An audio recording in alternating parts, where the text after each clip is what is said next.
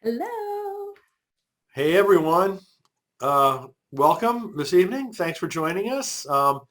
This is our second Tuesday's writer discussion group. You can find it every second Tuesday of every month at 8 p.m. Eastern Time.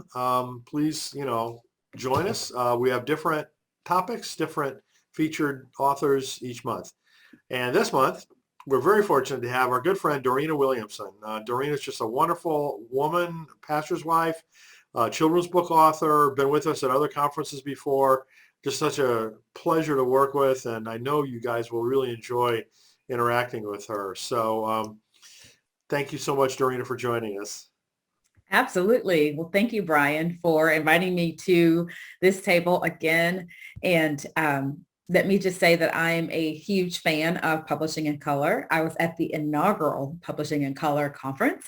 How many years ago has that been, It Brian? was Was that 2018. 2018? Okay, Yeah, that's what four I years thought. ago. That's what I thought. 5 years ago, almost 5 years ago. Almost 5 years ago. I can't believe it. I know it feels almost like yesterday. That was my first time traveling to that particular area of New Jersey.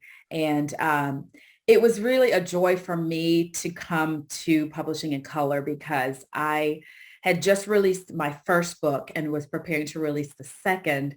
And I was really seeking community. Um, I was seeking, an agent possibly as well, but just really wanting to grow in community and was really grateful to find a conference that was centering, the voices and the work of people of color. And what I came away from that conference with was a reminder that my stories mattered. And I'll just never forget how I felt as an author who was already published, but felt very much that vulnerability of I'm new into this. I've stepped into some waters that are new for me. I know that, some things are changing in the publishing landscape, but I believe that I'm going to get to be part of that change. And I need community. I need people around me to help galvanize that, to help energize what I feel called to do. And I also remember at that conference, I saw a lot of gray hair. Now my gray hair is covered up with my head wrap tonight. But I remember just being so grateful. I'm 51 now, but I remember being so grateful to see gray hair as a sign that there were people of all ages and seasons of life who are bearing precious stories. And so I just love to remind you, Brian, how grateful I am for your work and for the way that you are impacting people who aspire to share their stories wherever they are in that process. And again, I'm grateful for the opportunity to share with you guys.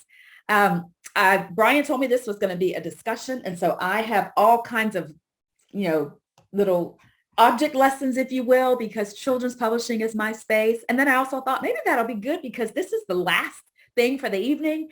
And I appreciate the sacrifice. Some of you guys might typically be curled up with a book or with a video or a movie and getting ready to head on down to the final hour of your day. So maybe this will keep you a little more engaged. But tonight, I really just wanted to share my heart about the powerful impact of representation for children and adults. And as I mentioned, my happy space in publishing is in children's books. I have published 5 children's books so far, and they're all traditionally published. And I am very, very passionate about representation. And I found a graphic with some wonderful phraseology that just reminds me why representation is so important. And it's from a website called My Santa Like Me. And so it was this initiative to really give kids more representations in the Santa. So when they want to take their pictures with Santa and tell Santa what they want for Christmas, that they have more options than the traditional white Santa with the white beard. And so this is sort of how they phrase why representation matters. They said children are shaped by the world around them. A lack of representation can impact body image, self-esteem, and confidence. Exposure to people of other races encourages empathy, acceptance. Encouraging diversity discourages harmful or negative stereotypes. And then every child should have images and characters they can relate to, especially those idolized or represented as heroes. And then finally, Seeing yourself reflected back to you changes your world. Seeing yourself represented makes you feel validated, like an important part of the world.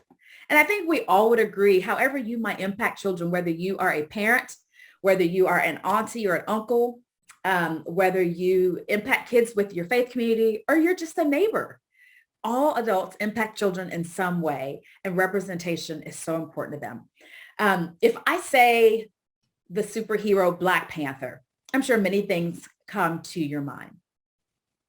When that movie was released, the emotional impact was incredible. I can speak from my family, having a husband who is an avid Marvel collector, and having 4 children who are not young. They're 18 to 28 now. But for my entire family, that movie was a very precious and powerful cultural moment. It was more than a movie. It was a moment. I heard so many testimonials from people who cried in the theater because seeing a movie with an entire cast, besides, the villain or two, but the entire cast that was Black was so powerful for so many of us. But for people who weren't Black, taking their children, whether they knew a lot about the Marvel character of Black Panther or not, being able to watch a depiction of an African country that was powerful, that had wealth, where you saw, the costuming that people wore was so regal. I mean, I'm thinking of so many scenes of the movie right now as I'm talking about it to you all. My husband and I saw it multiple times, and we wore our African regalia and took pictures, and my kids were kind of like, why y'all have to do all that? We were like, because this is a moment, leave us alone. We are entering into this and enjoying it like millions of other people around the world. But I also think of that same cultural moment that Crazy Rich Asians was for many of my Korean and Chinese friends. Even as an author, that book was not a genre that I typically read. So I was completely unfamiliar with it and heard about the movie and was kind of like, the title was intriguing. And then I started seeing posts on Twitter from friends of mine, specifically from my Asian friends, Korean, Chinese, Indian. And I was seeing a lot of emotion in their posts as they went to see the movie. They were talking about what it felt like to see their food being eaten and to see, even though the family was crazy rich, if you all have not seen the movie, it literally is true. But even in that, to see, the honor that is so much a part of their community, and just so many elements that for me as a Black woman living in America, never having been to Singapore, I didn't relate to it in the same way, but the way that it was impacting them and the way they were posting about it made me go, I need to go see that movie. Not because I knew anything about it, but because I wanted to find out why my friends were so emotionally moved by this movie. And I went by myself, and I felt like I was a guest at their table, and I was welcome. And it was a beautiful reminder, again, just in movies, of how powerful those cultural representations were for the Black community and for, the Asian community at large. Again, this movie with, Chinese families based in Singapore. I also think of the hashtag Not My Ariel. Some of you guys may be familiar with that a few years ago when Disney was considering making a new Little Mermaid film, and they were going to feature a Black woman as Ariel, and people just about lost their mind. And so there was this whole Not My Ariel hashtag, like, that's not what Ariel looks like because she's got red hair. And it was like, now we do know that Ariel's a mermaid, right? It's not based on a real character, but but people and Jodie Benson, who voiced the original Little Mermaid, I think even lent her support to, this initiative to say, let's give a different representation, to Ariel, to this story that is one of Disney's classics. Again, it just is such a reminder for us that representation matters. And I say that it doesn't just matter for children, but it matters for adults too. And my passion is for children to see delight as they see characters that look like them. I hope that the friendship that they see of children across racial lines will inspire them And I hope that all children, from the richest dark skin tones to the lightest, all know that they are uniquely made by God and worthy of celebration. And my bonus desire in representation is for the adults who read with the children in their churches or in their homes or in their schools to get the message as well, so that it gets to impact all ages. I really saw this hit home for me personally with my daughter, Chase, and I will give a shameless plug. She has an amazing Instagram, Chase Paints. You can go to my Instagram and you'll see, you can link to it. But when Chase was 4 years old, I bought her this book called I Like Myself. And the illustration, it was written by Karen Beaumont, and the illustrations were by David Ketro. And some of you may be more familiar with his illustrations because he's illustrated, I think, several of Matthew Paul Turner's children's books. And he is a New York Times bestselling author. And I know he's been a part of some of the conferences that Brian has done. My Chase loved this book so much, in fact, that she wrote in it herself. I don't know if you guys can see that very, very faint pencil writing, but she wrote in it, Chase hearts this book. So that was her way of letting me know I really like this story. And I just want to read you the first 2 pages of the story. It says, I like myself. I'm glad I'm me. And then this page says, there's no one else I'd rather be. And this story, as you can see in the cover, is about a little Black girl with spirally curly hair that sticks up.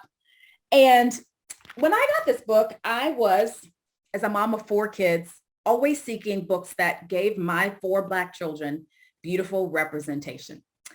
Now, we live in the Nashville, Tennessee area, so I'm in the South, and it was not easy to find books that had features, kids that looked like me, that looked like my kids.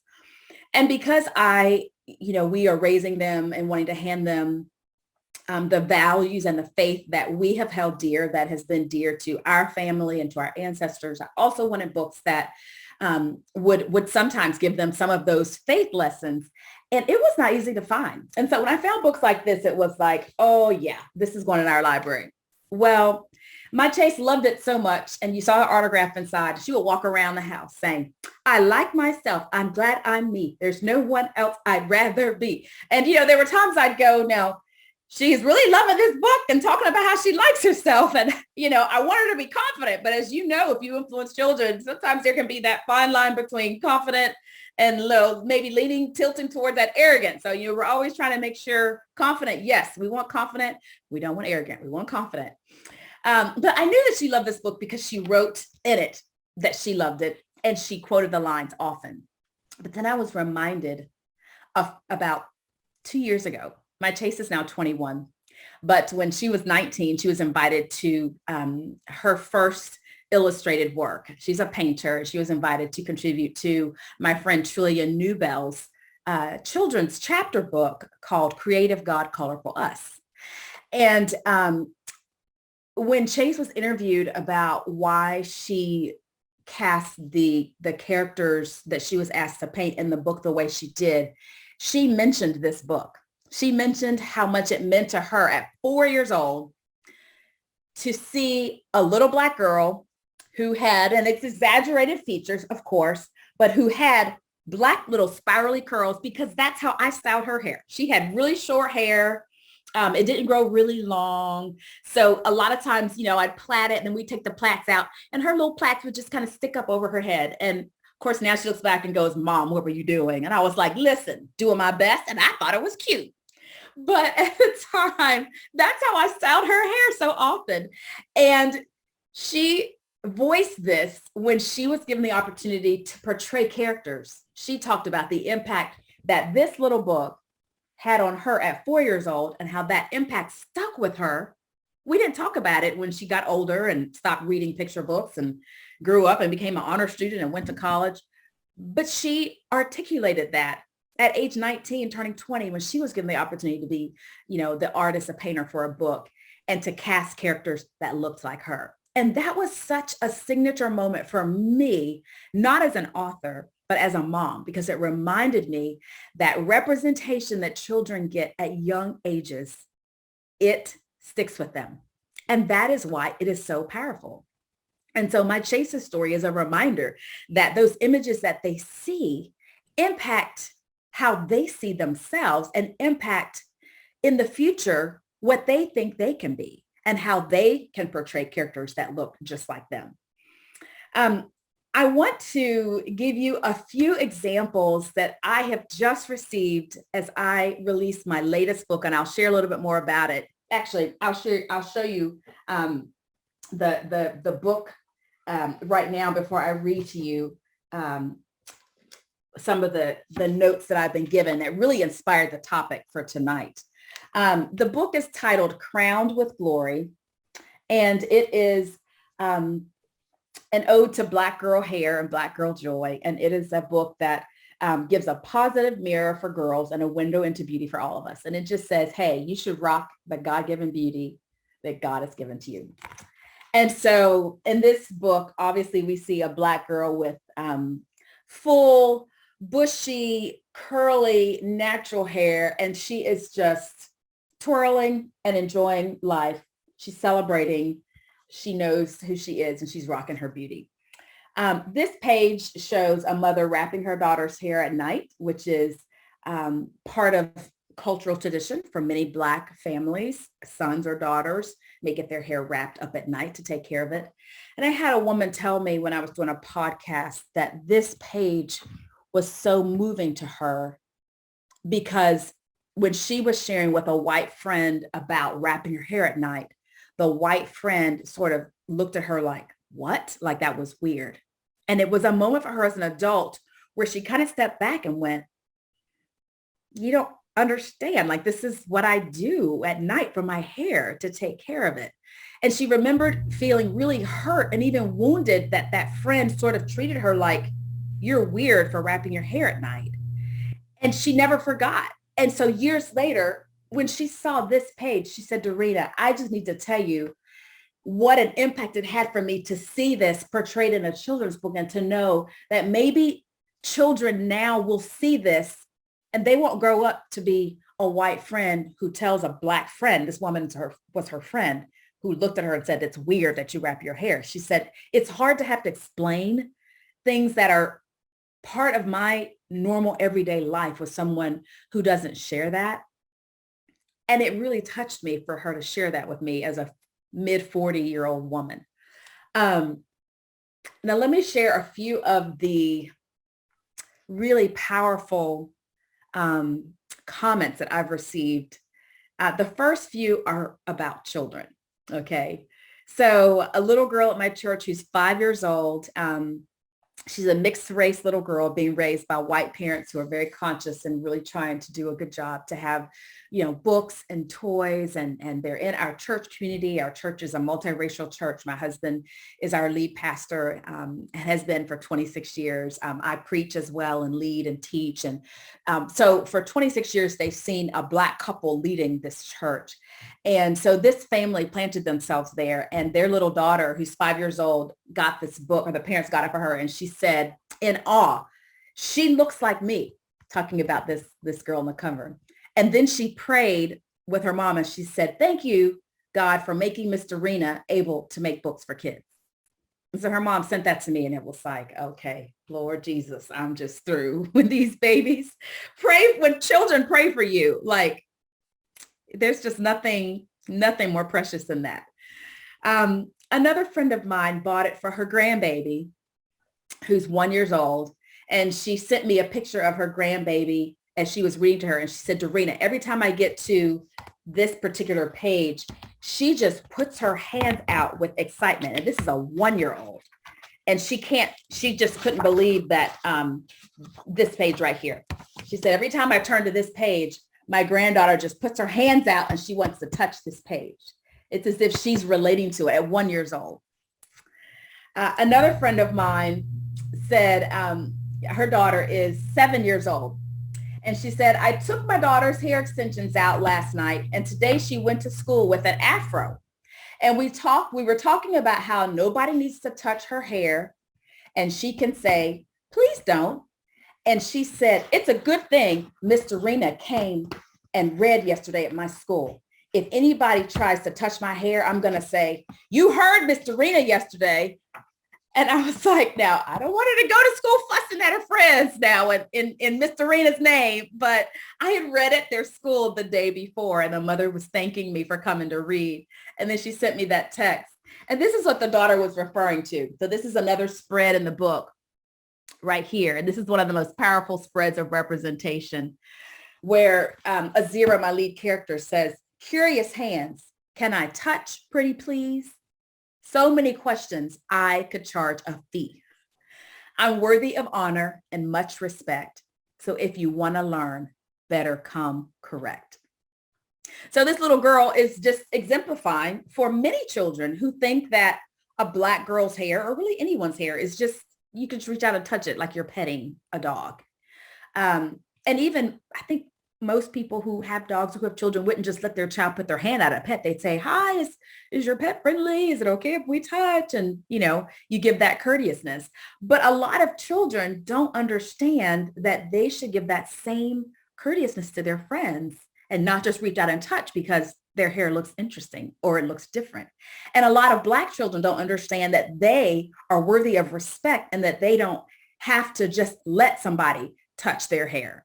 Okay. And not all parents are teaching that at home, that personal space and all of those really important lessons. So I felt like it was really vital that I have this portrayal as we talked about Black girl hair. And so this sweet girl was ready to go to school with attitude. If anybody tried to touch her hair, like, did you hear Miss Dorena read yesterday? Don't touch my hair. And so I meant to follow up and find out how that went. And if she did have any friends curious about her hairstyle that was different.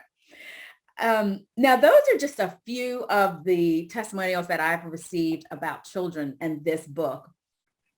But let me move into a few testimonials that I've received from adults, because my tagline is I write children's books that adults need too.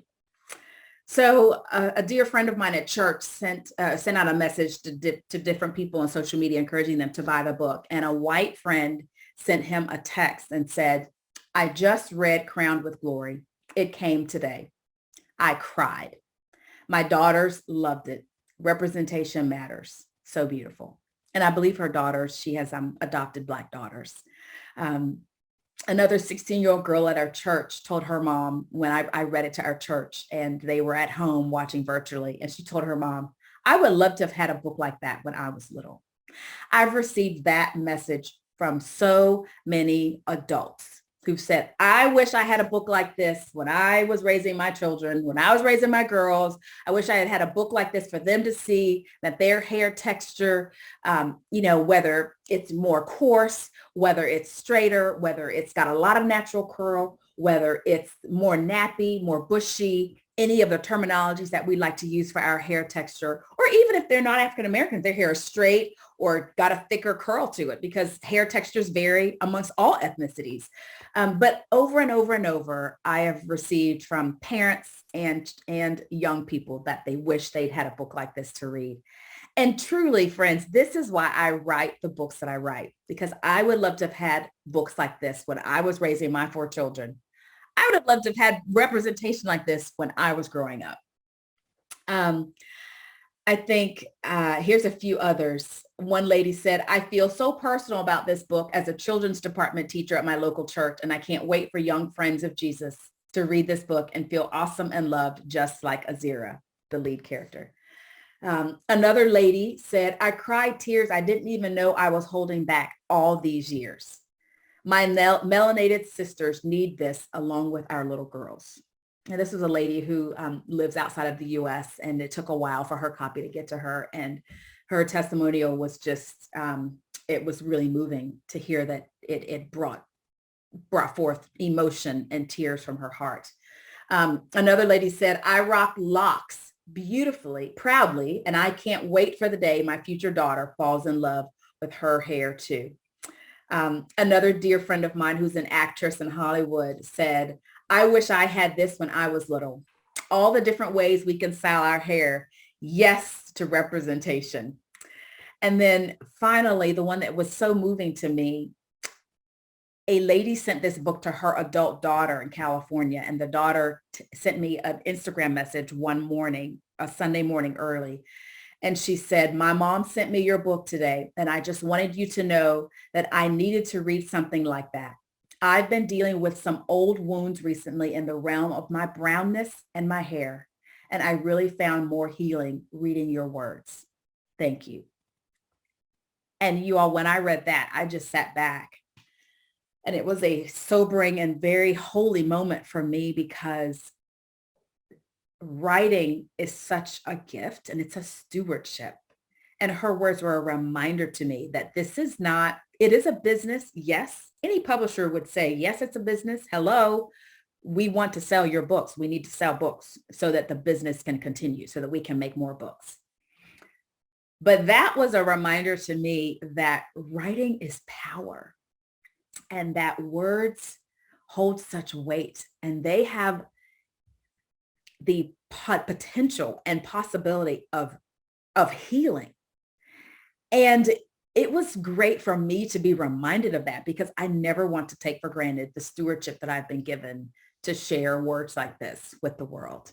And so, when I read these kind of comments, and wherever you are in your process of publishing, whether you have published, whether you just have seed story idea, and you've never shared them with anyone, whether you've begun to pitch, or you have an agent who's begun to query, you're getting rejections, you're getting acceptance, wherever you are in the journey, I hope that something I say tonight just reminds you that your words matter, and that your stories are valuable, and that whatever it is that's on your heart to share in the form of a story has potential to be healing, to be powerful in shaping hearts and minds of people of all ages. Because the truth is, we're all God's children.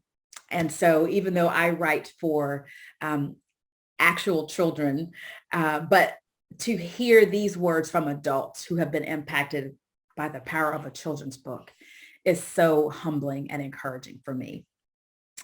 I want to just give you a little more of the passion behind the why of representation and the power that I have seen it have in the stories that I've published so far. So the first book that I published, Colorful, is celebrating all of the colors God gave us. And my heart in the first three books was to create these teachable conversations that adults are having with children, whether they're parents, grandparents, aunties and uncles, kids ministry leaders, that there are conversations we need to have about relevant topics. And you are going to have many topics that are relevant to you, to your life story, to the way that you identify, to the things that you're passionate about in the world. For me, as a faith leader, as a first lady, as a Black woman who's raised Black children, ethnic representation is super important. And so I am passionate about having that representation on the covers and in the illustrations and in the stories that I put forth in the world. And so this book is an opportunity to open up dialogue about ethnicity and skin tone, and to really shape for children that we should not be colorblind. As people have used that rhetoric, I teach my children not to see color. And again, in the faith community, I know as a Black mother that my children are made in the image of God. God's word says that in the very first book of the Bible, in Genesis chapter 1. So from the beginning to the end, we see that our representation matters to God, because he created us in his image the way that we are. So there was no oops or accident or I like these people better. Everyone was created in the image of God. So when I wrote this book, and I wanted to have this spread filled with diverse ethnicity and people of different skin tones, I wanted to make sure that different hair colors and skin tone colors were represented well. And I will say that this little guy was the one I was most particular about. And you will see that he is very beautifully deep chocolate. And my illustrators, Cornelius Van Wright and Ying Wahoo, are a married couple who do illustrations separately and together. So Cornelius is Black and Ying Wahoo is I'm going to forget. I believe she's Vietnamese. And so when the first drafts of this book came back, and I had indicated in my illustrator notes that I wanted a span of ethnicity. So I wanted blonde and freckles and red hair. And I wanted deep, deep dark. And it came back and I said, I need my little guy here to be darker. And the reason that I requested that specifically is because I had just had a conversation with a friend from church who travels around the world using his musical gifts. He is very, very dark, beautiful dark chocolate. And he was just talking about how he had just made a post on Instagram. And this guy has played for Who's Who. So he travels around the world. But he had just made a very emotional post about how hard it was still in his late 30s as a Black man who was very, very dark. And how stigma and shame and things that had been said to him as a child were still affecting him in his late 30s. And when I read his post, it just got me, even though I'm not old enough to be his mother. I'm one of his sisters in the family of God at our church. But it was just lingering in my heart and my mind. And I still get emotional thinking about it, thinking about my beautiful grandmother, who is a very, very beautiful dark chocolate image bearer, and other family members of mine who are beautifully dark. And I wanted children who read this book, who look like my grandmother or who look like my friend, to see themselves. And when they read this page, God must love color to have made all of Earth's people with such wonderful shades. God must love color, because I know the reality is that some children who are beautifully dark like this are going to play on playgrounds, and they are hearing other children, other white children, say horrible things to them about their skin tone. And some of those children are being taught these things at home. They're overhearing things. Their parents don't realize that those words are seeds that are going to their heads. And sometimes children are repeating things and they don't fully know what they're saying, but they're repeating things they're hearing. And parents are saying I'm colorblind because they think, well, kids don't see color. Yeah, they do. And they repeat harmful things and damaging things to their peers, and their peers grow up with those harmful things shaping their hearts and their minds, unless someone lovingly helps them talk it through, and helps bring that lie to the light so that it can be revealed and be lifted off of them. And so I desperately prayed and hoped that books like Colorful, with representation of a very, very beautifully dark child, would help every child see that everyone of every skin tone is made in God's image, to correct any lies that they might pick up around culture that say that some people's skin tone is better. And I've learned that even in our Native American communities and our Latinx communities, that colorism of favoring the lighter and shaming more of the darker. I've talked to friends of other ethnicities, and it's the same thing in their cultures, So it's a worldwide phenomenon. It's not just a U.S. thing that created our race-based systems when race was introduced as a concept to divide and to lead to white supremacy and all the things that we know have been a part of the brokenness in our country. But it's a worldwide brokenness. And I really hoped that Colorful could help shape for the youngest children that everyone is made in the image of God, every shade, and to give them some language to use. And as I said, as a bonus, I'm thinking of those grandparents reading it with the grandkids, and the grandparents are having to grapple with some things that they've been taught that they've not been allowed to grapple with, and say, I've been taught some things that aren't correct about people, and I need to unearth that as well. And so I wanted that representation to be powerful for the youngest children, but to also be powerful for the adults that read with them.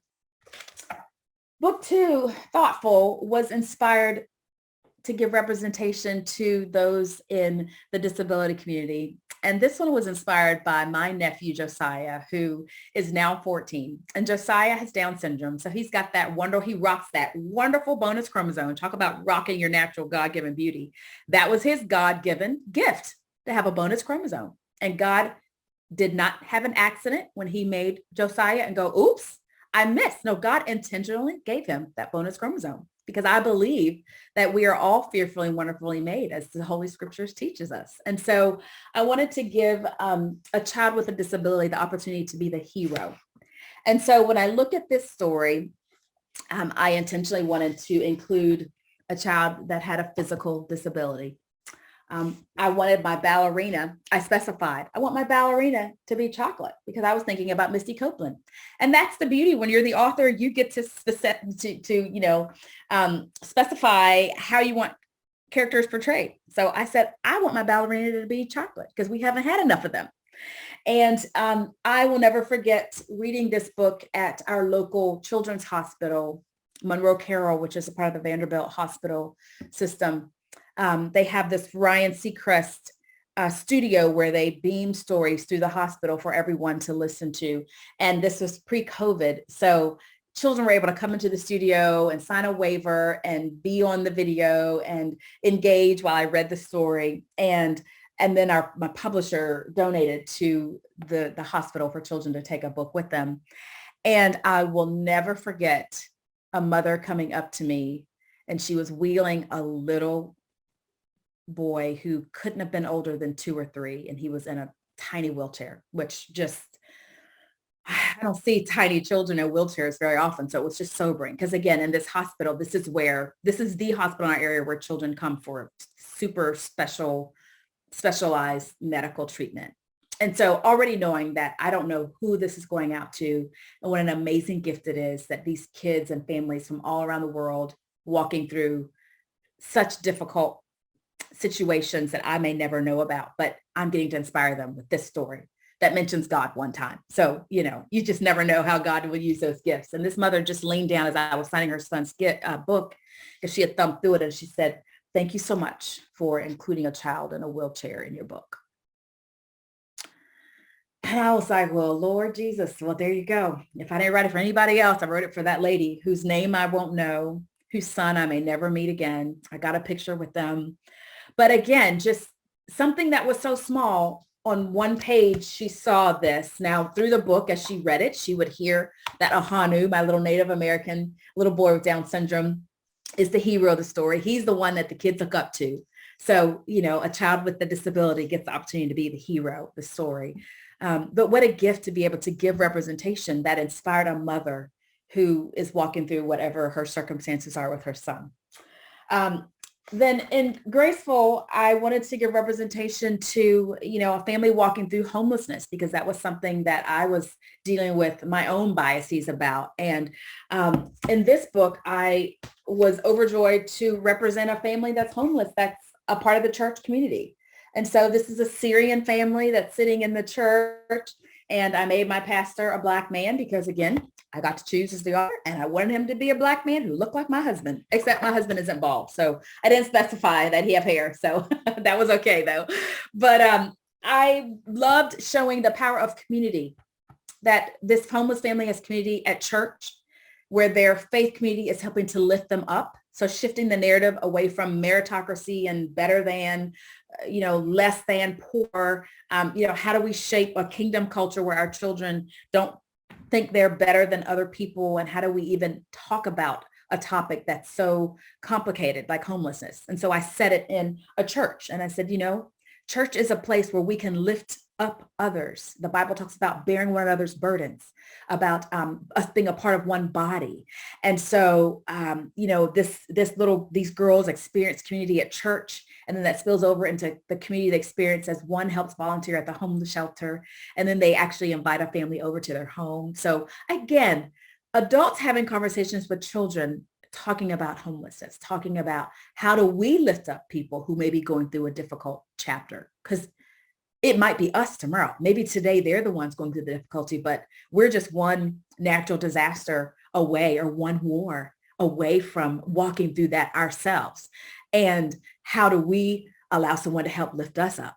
So giving that kind of representation again, and opening up that dialogue, the power of that as children, whether they're in an urban setting and they walk by homeless people every day, or maybe they're in the suburbs, and this book helps them learn that some of your classmates may be walking through homelessness, that it's not just a person on the street corner, but it's just someone that doesn't have a safe and permanent place to sleep.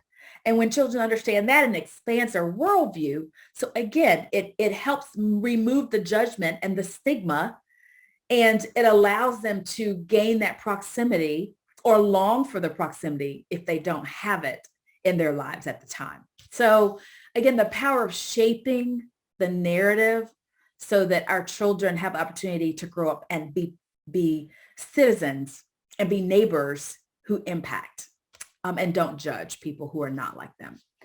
And then this is the fourth book. Crown with Glory is number 5, most recent. But this book is inspired by the local church that I am a part of leading. And from the very front cover, I wanted to show, we have a lot of families, white families who have adopted children of color.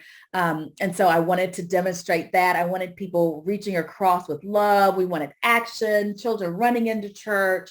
But I think some of my favorite representations in this book, one is showing different cultural expressions of worship. So here we've got a young man rapping and people nodding to the beat. And I say, even old folks stomp their feet, because in our church, my husband used to be a Christian rapper. So the arts transcending age range is really important for us, for people to be able to experience the power of worship in different ways. And so, you see people with gray hair, they're all cheering him on. And I know that this in and of itself can be really healing for some of our young people who feel like their artistic expressions are not welcome in church. And certainly when my husband's rap group, and this is, 30 some years ago, but a lot of the more conservative churches, they thought that was worldly music, and, they weren't really sure what to do with this Christian rap. And so just giving representation for other creative forms of worship, it might just illuminate someone's mind that, oh, that belongs in church. Yes, it actually belongs in church, and it can be a powerful way of communicating. Young people who have that kind of artistic gift, to give them the opportunity to share that in church, to hear some people go, amen, good job, young brother, to get that kind of affirmation at church that they might not be getting at home or at school, but to come to the house of God and to have that kind of affirmation, how powerful that is. And then maybe one of my favorite pages of representation in this book is this spread of indigenous dance. And I specifically included this spread because we have a wonderful family who has been connected to our church community for many years, and they have taught us so much about the beauty of their First Nations culture, the important stories of our indigenous brothers and sisters, but also the pain that so many of us are completely ignorant of. And as they have shared that with us, and our hearts have been broken along with them, it has catalyzed us to find ways that we can support their work and be more intentional to raise indigenous voices up and to listen to, indigenous leaders. And they share their worship in church. And so they explain it, then they play their music, and they robe with beautiful colors and beads. And my friend Charles wears a beautiful headdress that's just absolutely stunning. And, for many people, they weep when they just stand and take in their 5 or 10 minutes of worship and dance, because they've never witnessed anything like that. Some people have seen powwows and have attended, Native cultural events, particularly in the fall months when people have a heightened awareness of Thanksgiving and some of the charming, untrue stories that we've held as dear in American history. And they have more opportunities during those months to go into schools and to share. But certainly being able to give representation like this, and again, to shape the narrative of what belongs in church and how do people approach worship in different ways. And to even encourage dialogue. I know growing up, I was blessed that my dad was a Baptist pastor for many, still is. But in our early years, I remember a Catholic family eating with our family. And I remember when they would do this, and I didn't know really what that meant. And, my mom explained to me later, some of the differences as best as I could understand as a child. But to be able to grow up appreciating that my parents shared this deep friendship for decades with a Catholic family. And that doesn't seem like a lot to me now, but at the time, and for certain people and denominations, their boxes are very tightly held, and the finger pointing of the differences of denominations and the convictions that are held dear between denominations, but sometimes become battering rams and guns that we shoot towards one another instead of approaching with grace and saying, let's discuss those things that we may not share the same, but I can be respectful in approaching and in learning from you. So I felt like it was really important in that church context to, again, give that expanded worldview for children to see we can worship in different ways. We can bring our full cultural selves. And some of my friends whose countries of origin are outside the U.S. said that, again, that book was really healing for them to see portrayals of people with instruments and cultural attire that reminded them that they don't have to sanitize their culture or acclimate to whatever American culture or majority race culture looks like to worship, that they are loved by God with the cultural package that God created for them. And so things like that have been so important for me as I've shared these stories. And finally, I want to just show a couple more things that demonstrate the power of representation. If any of you guys teach children or interact with kids at your churches, or even if you have grandbabies or kids that come over to color, I hope that you know about these, but I always love to show them if you don't.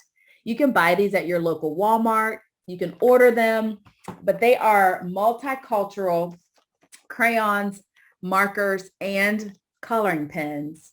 And these are amazing because when children are ready to color in their skin color, they can color them in with colors that actually reflect skin tones instead of like the Santa beard white that we grew up with. I don't know if you guys can see all these colors well on my camera, but again, what a wonderful way to give children opportunities, even as we talk about the beautiful tones that they have, to be able to put their skin tone up to a color and go, this is me. Look, the affirmation that gives to them to just be able to do that. This is another brand that I just became familiar with, again, that my friend Lucretia Berry shared with me. So that's another brand that would be of interest to some of you. And then because I'm a book lover, a couple of other books that I think were really significant cultural moments. Many of you have seen this important book, Crown, an ode to the fresh cut. But this book won lots of awards. And the reason that it had so much impact is because it said to Black boys who go get their hair cut at the barbershop that their hair, which is called our crown, again, an ode to why I called my book Crown with Glory. But it just said to them, you are worthy.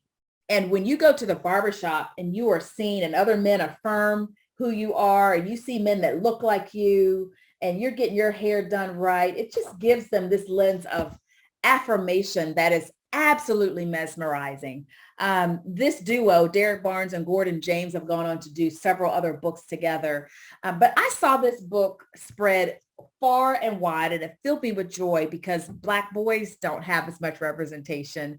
And for boys who go, again, to the barbershop in a world where they don't see enough positive images of themselves and their beauty. That book was a major cultural moment. And then this book by Joanna Ho, Eyes That Kiss in the Corners. She has released a new book, and I don't remember the title, but it features a little boy. But this book about a little girl who learns that her beautiful eyes, which is a beautiful part of, it's a dazzling lyrical ode to loving oneself. I'm just reading from the cover. Joanna Ho's tender yet powerful words and Dung Ho's vibrant illustrations inspire readers to recognize their own beauty and strength, igniting a revolution of self-discovery and confidence. So this little girl notices that her eyes look different from her friends. Her eyes shape. They have big round eyes and long lashes. The girl realizes that her eyes kiss in the corners and glow like warm tea, crinkle into crescent moons, and are filled with stories of the past and hope for the future. In fact, her eyes are like her mother's, her amas, and her little sisters, and they are beautiful. So again, in a world where many Asian women have felt the need to, have their eyes, surgeries and things just because of the shame they have felt about that aspect of their God-given beauty. So to see a book that just gives, and the illustrations of this book, I mean, when I saw it, I got so emotional, and it's received such high praise, and she's continued to put out some other work that just really emphasizes the beauty of their ethnicity. And then finally, because you all are a gift, I wanted you to see some fun, let me do it this way, some fun wrapping paper that gives representation. And let me make sure I tell you who this is by. Green Top Gifts. I ordered some, and I will say I've only used it one time. And I know I'm supposed to use wrapping paper to wrap gifts, but it's so hard because I'm like, I don't want to wrap again. I want to cut it. It's so beautiful. I think I'm going to just wrap something and keep it at home so I can look at it. But the beauty of this wrapping paper, and it shows, I think I'm trying to get close up so you guys can see, but it's just absolutely gorgeous. So even as you wrap children's gifts, they have Christmas wrapping paper. That one is called multicultural. But Christian Robinson says, seeing yourself is almost like a message. It's saying you matter, you are visible, and you're valuable. And I just believe if kids can see it, then they know that they can be it. And so I am just committed to continue to give the kind of representation that my daughter found when she read this sweet book. I'm hoping that my books will serve as that. And I hope that your books, whatever it is that you are called to write, will serve as that, will give that kind of representation to whatever age group and whatever genre it is that you're called to write. So I wanted to make sure I left a couple of minutes here at the end in case anyone had any questions or continued comments. I didn't get to really focus on the thread, and I'm sorry. Well, Someone thank you so much, said, Dorena. It was so wonderful. Thank you for enlightening us, with all these different forms of representation and the importance that they have. I really thought that was really, I know it was useful for me. I'm sure for everyone too. But yeah, there's a couple of questions that have come in. okay. Barbara asked, what age groups are your books written for? And do you use the same illustrator for all your books? Very good, Barbara. Thank you for asking that. So the picture books are written technically for ages 4 to 8. And I always say technically because I have had toddlers just in love with the books because of the illustrations, being things that they can relate to. So ages 4 to 8 is the technical age range, but I have done school visits for K through 12 schools, and I'm grateful to say I've kept the attention of high schoolers and middle schoolers, which is probably harder than keeping the attention of young children. In fact, I would say it is harder. So ages 4 to 8, but really, I believe universal messages for children of all ages. And then as far as the illustrator, no, I've actually not repeated any of the illustrators. I have used different illustrators, and really it varies from publisher to publisher. I'm grateful that the 3 publishers I've worked with so far, and actually 4, because I have a Juneteenth book coming out in May with a board book coming out with a different publisher. But that one, they chose the illustrator, but they were committed to choosing a Black illustrator because it was a book about Juneteenth, and they wanted both a Black author and a Black illustrator. But with all of my books, I have had input on the illustrator, even if it was just, this is the publisher's budget and the time frame that they need the book completed by, and these are the 5 that fit the bill. Whose work do I like the best, or to give them input? Whose work do I feel, a connection to, or feel would interpret the words? And I'm really grateful for that, because I know for some writers, especially in more recent years, or in years past, they, unless their book was specific about a certain culture, they didn't get much input. And I believe that it's pretty trademarked today. Those are things that you can certainly ascertain in your contract. If it doesn't specify that, you can state that you want to have that input. And I believe it's important for picture books, because as the author, although you may not be the creative if you're not the illustrator, you do have in your mind's eye how you want the story fleshed out.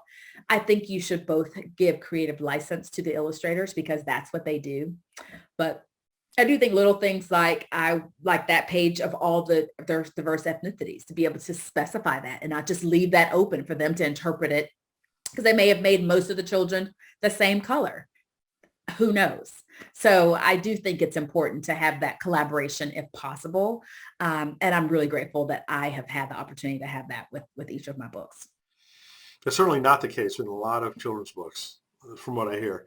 From what I hear They too. kind of separate, the author and the illustrator from speaking with each other directly. Yeah, I don't think that that's helpful at all. I think it helped me more with Crown with Glory. I actually got to be on a Zoom call for the first art direction meeting with the illustrator, the art director, my editor, a few other people in the publishing team with Waterbrook. And I couldn't even express to them how much it meant that I was even able to meet the illustrator virtually. And it was a blessing because she said that my story felt like her story. Hmm. So that let me know, okay, this is going to be good. This is going to turn out well if she's already feeling a connection. But before that, Brian, I had not met any of the illustrators and still have not. We may have tagged each other in posts and things like that, but I really appreciated Waterbrook establishing a specific connection with each of the books that I'm working with them, where I got to meet that illustrator virtually and hear them ask questions about the manuscript and clarify things and all that. That I feel like it's been helpful for the final product to have that kind of collaboration. So I hope it becomes the norm. So Nicole was asking, why do you use different publishers? How did that happen for you to be kind of across different publishing houses? Sure. Well, the first answer is I didn't plan that. The door that opened with B&H is the providential door that opened for me to start my publishing journey, and I was grateful for that. But then after I finished those three, I had a contract for three. And then after that, there wasn't the invitation to do any more. Part of that, I think they needed to see how the books that I published did. Like, did they sell? What kind of audience receptivity was there? So I was just kind of like okay, waiting to see, don't know what's next. And that went on for some time. And then I got an agent, and then he did submit something to them, and they felt like it was something too similar to work they already had. And so we just began to look in a different direction. And about the same time, doors opened with two different publishers for one separate story, and then for Waterbrook, several other stories. So I always thought authors just stayed with the same publisher and just keep going.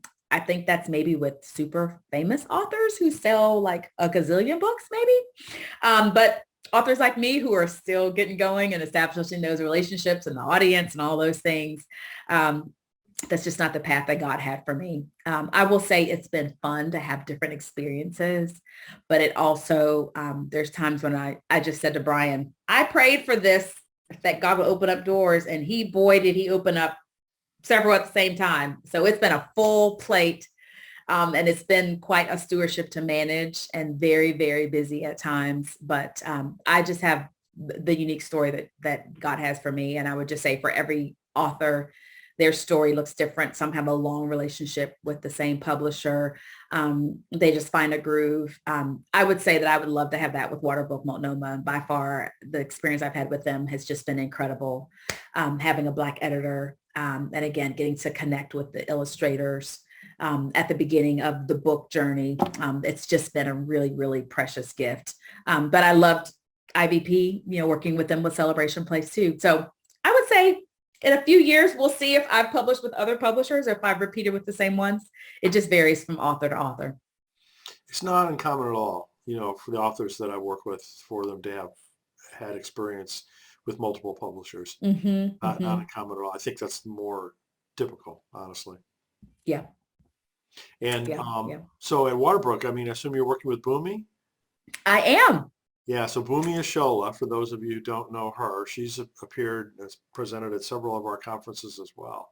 Mm-hmm. Young African-American woman, I think has got a really bright future ahead of her. Oh, she is so wise and just brings a wealth of passion. She had a career as an educator, but was always a young girl who grew up to be a woman who just really, really loved books, and just has really found, I think, her lane. And I hope she stays in it for decades to come, because she has just been a joy to work with.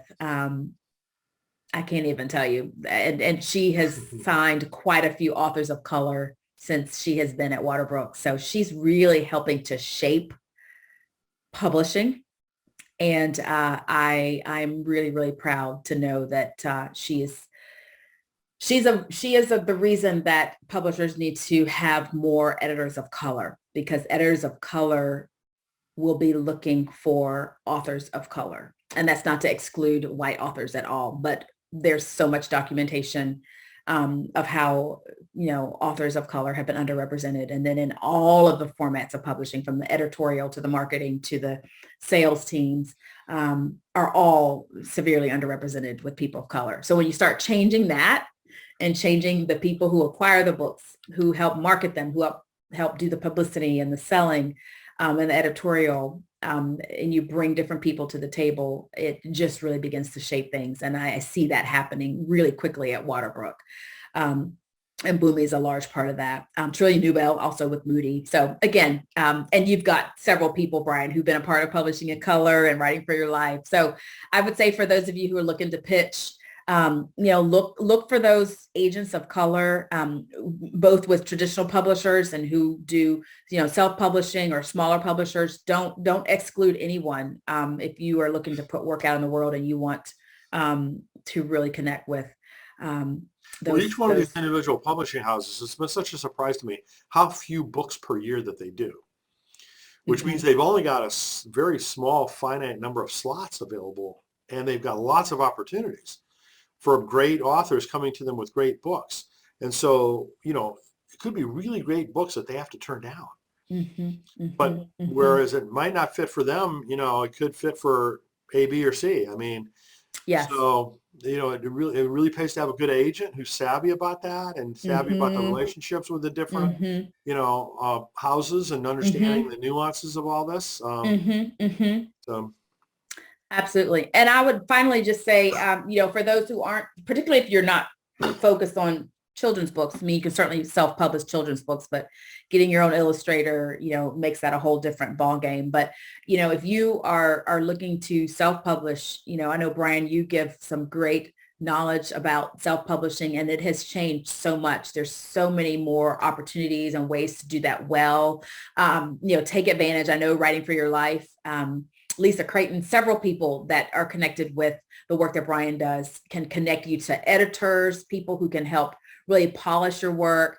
Just don't stay in a silo and say, well, I think it's great and it's ready to go out into the world. Because I will tell you, I've read some self-published books that have, grammatical errors and things that you go, oh, if they'd only paid what I think is a small amount to have some editorial assistance or a graphic designer to help their cover even, look better than something that they, did on Canva or what have you, So there's all sorts of great ways to get your work out in the world. It doesn't just have to go through those traditional publishing formats. So utilize the tools that you're, receiving through a conference like this, the investment for what you're going to get, the dividends you'll receive. It's so powerful. Obviously I'm a fan of it, but I just can't tell you enough how much I believe in the work that you all are doing and the potential you have to really shape in powerful ways. So I hope you keep going and let this conference be an encouragement to you, just a little bit of wind beneath your wings to keep on towards the goals that you have. Well, thank you so much, Dorena, and thanks everyone for joining us this month.